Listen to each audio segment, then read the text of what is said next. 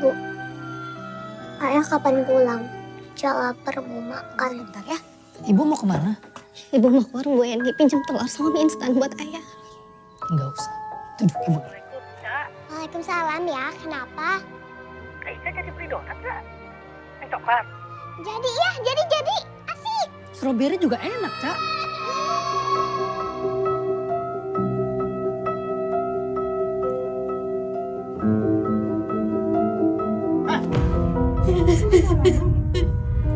Aku sampaikan kamu gak bisa.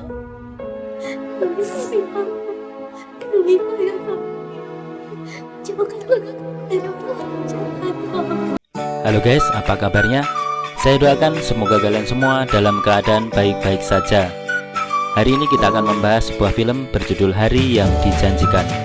Bagaimana ceritanya? Tanpa basa-basi, langsung saja kita ke alur ceritanya.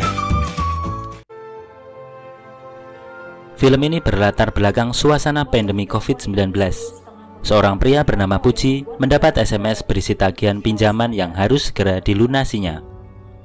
Pada bulan sebelumnya, Puji pernah meminjam uang untuk membelikan HP anaknya bernama Ica untuk belajar online. Sedangkan dirinya saat itu mengalami PHK.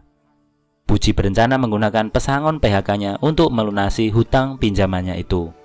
Hari ini ayah janji untuk lunasin utangnya. Terus saya udah dapat kan uangnya? Semua karyawan di rumah kan tuh dapat tunjangan di luar pesangon. Hari itu Puji menemui atasannya Pak Sigit untuk mengambil pesangon PHK-nya. Pak Sigit mengatakan jika pabrik sudah tidak produksi lagi dan keputusan terbaru perusahaan meniadakan pesangon PHK. Puji terus memohon barangkali ada yang bisa dia kerjakan untuk perusahaan. Namun Pak Sigit justru mengatakan bahwa itu adalah minggu terakhir dia bekerja di perusahaan itu. Ini juga minggu terakhir saya bekerja di sini. Sepertinya kali ini saya belum bisa membantu, Ci. Ketika melaksanakan kegiatan PJJ di rumah, Ica mengeluh kesulitan mengikuti PJJ. Ketika mamanya mengecek HP-nya Ica, paket datanya sudah habis dan mamanya tidak memiliki uang untuk mengisi pulsa. Ica akhirnya harus nebeng wifi di rumah tetangganya. Makan. Sabar ya nak, nanti ayah pulang bawa makanan, kita makan bareng ya. Puji saat itu pulang ke rumah dengan tangan kosong.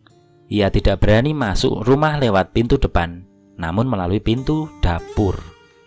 Tiba-tiba dia teringat kalau temannya bernama Indra pernah meminjam uang sebesar 2,5 juta.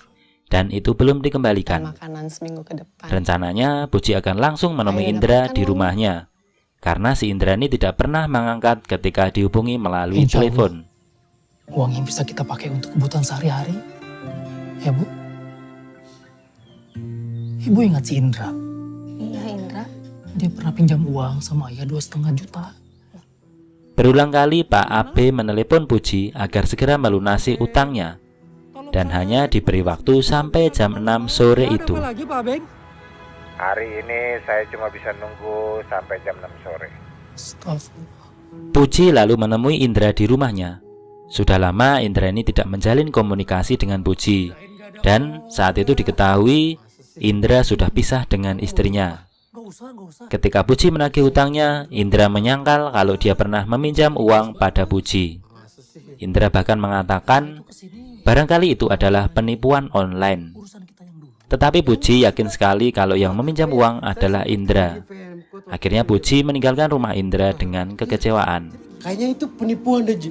Wih, zaman sekarang banyak banget loh modus kayak gitu. Pura-pura lagi gawat gitu lagi. Aduh, hati-hati. Apalagi di era pandemi gini nih. Waduh, orang tuh bakal berbuat apa aja. Siang itu Puji sholat di masjid. Ada seseorang yang meninggalkan sebuah tas. Puji kemudian membuka tasnya, isinya adalah segepok uang. Puji akhirnya menyerahkan kembali tas itu pada pemiliknya yang berada tidak jauh dari tempat itu. Sang pemilik tas memberikan imbalan 50.000 pada Puji. Awalnya si Puji menolak, namun karena pemilik tas memaksa, Puji menerima uang itu. diterima ini ya Mas. Nggak usah Pak, nggak usah. Jangan. Tolong diterima Mas, saya ikhlas. Lillahi ta'ala. Karena sudah kelaparan, Puji menggunakan uangnya untuk makan di warteg. Dia juga membungkus makanan untuk istri dan anaknya di rumah. Karena Puji melihat ada pemulung yang kelaparan di depan warteg, Puji memberikan sebungkus makanan untuk pemulung itu. Nggak usah. Diterima, silakan. Terima kasih ya, terima kasih. Dan sampai di rumah, Puji memberikan makanan yang dia bawa untuk anak istrinya. Namun Ica menanyakan, donatnya kenapa tidak dibelikan. Puji kemudian memberikan alasan kalau toko donatnya masih tutup dan dia akan mengusahakannya sore itu. Nah, donat kesukaan Ica itu juga habis maghrib baru buka. Ntar pokoknya habis maghrib ayah beli. Puji tiba-tiba teringat temannya bernama Sandy yang sudah memiliki usaha sendiri. Dia berniat ke rumah Sandy, meminta pertolongan Sandy. Barangkali bisa meminjami uang atau bisa memberinya pekerjaan. Dan di tengah jalan dia bertemu temannya bernama Daden yang sama-sama menganggur. Kemudian mengantarnya ke rumah Sandy. Gue boleh ikut nggak ya? Sekalian aja siapa tahu dapat kerjaan di Sandi. Gue anterin. Mau? Di sana Puji dan Daden mengutarakan niatnya dan keinginannya untuk bekerja di tempatnya Sandy. Sandy kemudian masuk ke dalam rumah sebentar untuk mengambil uang. Sementara Puji menelpon anaknya, apakah jadi nitip donat. Anaknya senang sekali ayahnya sudah memiliki uang untuk membelikannya donat. Kenapa? Ica jadi beli donat nggak? Yang coklat. Jadi ya, jadi. Puji akhirnya dijanjikan esok harinya bisa bekerja pada Sandy. Sandy kemudian mengajak Puji dan Daden masuk ke rumahnya melihat usahanya. Puji kaget melihat usahanya Sandy. Ternyata Sandy mengolah masker bekas dari rumah sakit dan mencucinya, serta mengemasnya untuk dijual lagi. Selain masker, Sandy juga mencuci kembali APD untuk dijual.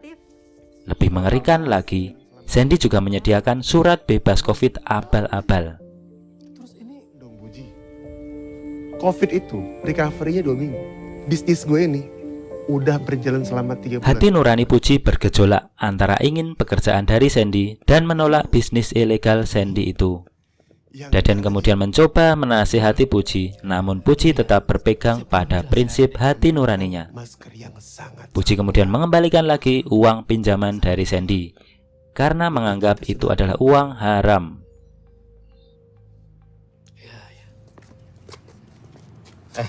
Lu kenapa sih? Hah? Lagi sakit lu ya? Ya kalau begitu saya mohon maaf, saya nggak bisa ambil kerjaan ini. Saat Puji ingin kembali ke rumah, dia melihat orang pingsan di pinggir jalan. Tidak ada yang berani menolongnya karena takut COVID. Puji lalu mengajak orang-orang di sekitarnya untuk membantu dia membawa korban ke rumah sakit.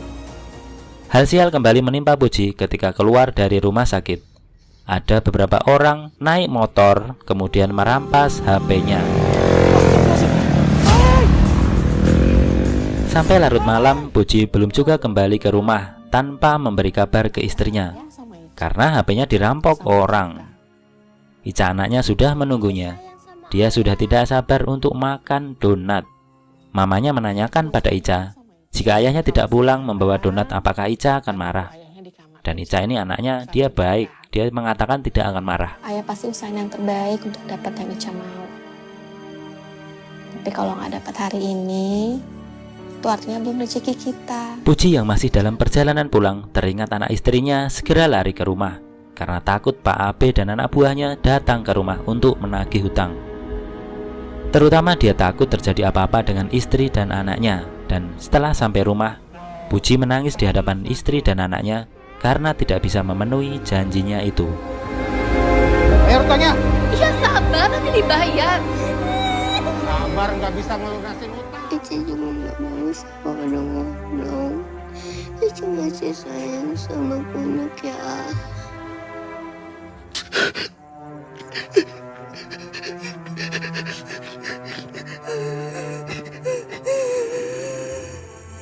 Saat sholat, terdengar pintu diketuk. Puji beranjak untuk membukakan pintu, sementara istri dan anaknya berdoa untuk Puji. Ketika pintu rumah dibuka, tampak Pak Abe dan anak buahnya sudah menunggu di depan rumah. Pak AB ini mengira Puji akan melarikan diri karena HP-nya tidak bisa dihubungi. Si rumah lo. Lindungi suami kamu, Hah? Tolong selamatkan keluarga kami, Kak. Saat timbul ketegangan antara Puji dan Pak AB, datang pengurus RT mengantarkan dana bansos sebesar 600.000 dan sembako. Lalu Puji menyerahkan ke Pak AB untuk membayar cicilan pinjamannya. Dan akhirnya Pak AB dan anak buahnya pergi dari rumah Puji. Gue cabut dulu.